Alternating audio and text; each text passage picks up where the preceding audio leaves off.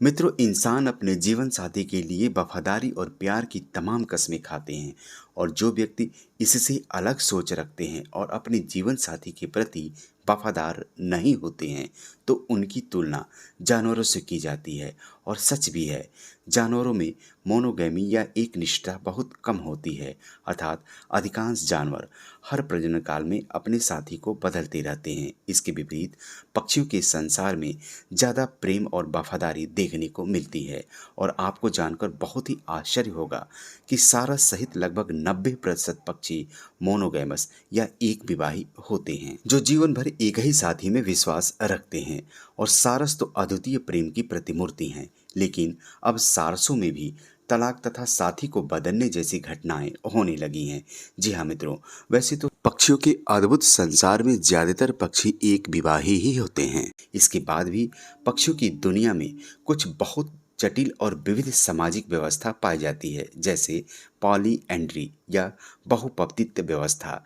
यह व्यवस्था कोयल में पाई जाती है, जहाँ मादा कोयल कई नर कोयल के साथ रहती है तथा उनके साथ संबंध भी बनाती है। इसी तरह पॉलीगाइनी या बहुपत्नीवाद व्यवस्था, यह व्यवस्था मोर पक्षी में पाया जाता है, जहाँ एक नर मोर कई मादाओं के साथ रहता है और उनके साथ संबंध भी बनाता है। जबकि बहुविवाही व्यवस्था या पॉलीगाइनेंड्री सिस्टम के अंतर्गत नर पक्षी कई मादाओं से संबंध बनाता है तथा मादा पक्षी भी कई नर के साथ संबंध रखती है। इसी तरह कौवे जैसे कुछ पक्षी सहयोगी प्रजनन या कोऑपरेटिव ब्रीडिंग करते हैं, जहां एक विवाही नर और मादा कौवों के घोंसले तथा उनके अंडे और बच्चों की देखभाल उसी की जाति के 2-3 कौवे मिलकर करते हैं।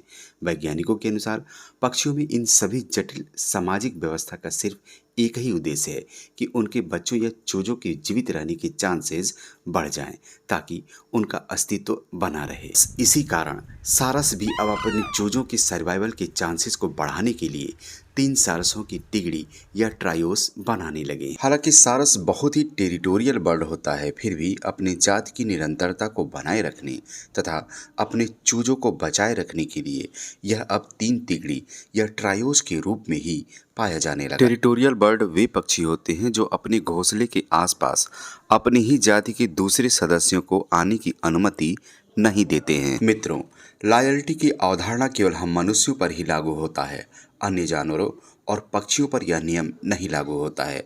और इसी कारण वैज्ञानिक कोयल की बहुपतिवाद व्यवस्था या मोर की बहुपत्नीवाद व्यवस्था तथा दूसरे अन्य पक्षियों की बहुविवाही व्यवस्था को और सारस की 3 तिगड़ी या ट्रायोस निर्माण को भी सहयोगी प्रजनन ही मानते हैं, जो इन पक्षियों के जात की निरंतरता के लिए अत्यंत आवश्यक है।